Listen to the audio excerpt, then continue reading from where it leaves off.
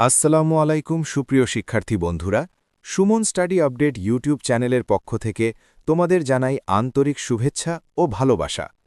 আজকের ভিডিওতে স্কুলের ছুটি ও অনলাইন-অফলাইন ক্লাস নিয়ে একটি জরুরি আপডেট জানাবো। অনেক শিক্ষার্থী এই বিষয়ে বিভ্রান্তিতে আছো, তাই আজকে সব কিছু পরিষ্কার করে বলবো। শেষ পর্যন্ত মনোযোগ দিয়ে দেখো। প্রথম বিষয়, ঢাকার 10টি স্কুলে নতুন নিয়ম চালু হচ্ছে। শিক্ষা মন্ত্রণালয় ঢাকা মহানগরীর নির্দিষ্ট 10টি স্কুলে অনলাইন ও অফলাইন ক্লাসের সমন্বয়ে একটি নতুন পদ্ধতি চালু করতে যাচ্ছে। এই পদ্ধতি অনুযায়ী শনিবার, সোমবার ও বুধবার সরাসরি স্কুলে গিয়ে ক্লাস করতে হবে, আর রবিবার, মঙ্গলবার ও বৃহস্পতিবার অনলাইনে ক্লাস নেওয়া হবে।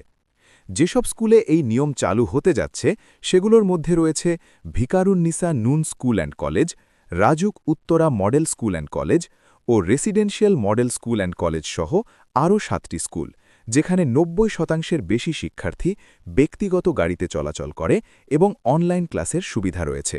তবে মনে রেখো, এই সিদ্ধান্ত চূড়ান্ত হওয়ার আগে শিক্ষা মন্ত্রণালয় প্রতিটি স্কুলের প্রধানের সাথে বসে আলোচনা করবে। তারপরেই আনুষ্ঠানিক ঘোষণা আসবে। দ্বিতীয় বিষয়, শনিবারের ছুটি কি সারা দেশে বাতিল হবে? এই প্রশ্নটা এখন অনেকের মনেই আছে।